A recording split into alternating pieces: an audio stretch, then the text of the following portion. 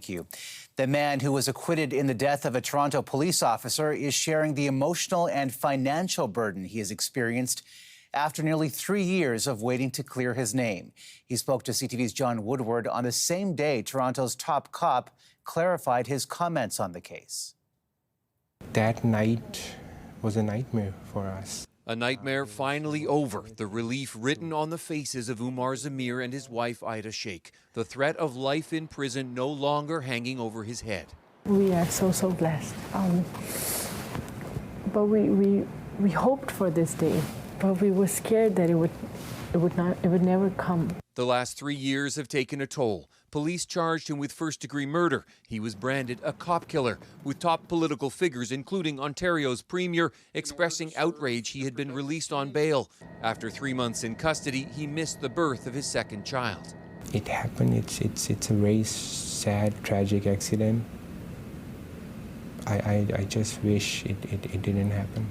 But the evidence at trial was a very different story. Zameer was downtown for Canada Day with his pregnant wife and young son. He testified plainclothes officers didn't identify themselves as police, and in a panic he fled, not realizing he had struck and killed Officer Jeffrey Northrup. Video evidence would contradict the testimony of several officers. The trial judge, Anne Malloy, apologized to Zameer for all he had been through.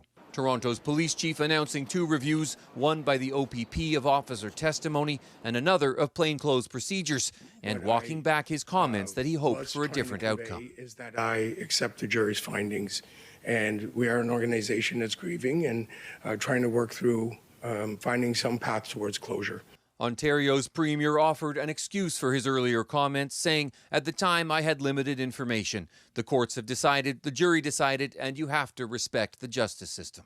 Zameer has said it's premature to think of a lawsuit against the police or the Crown, saying he prefers to spend his first days as a free man with his kids.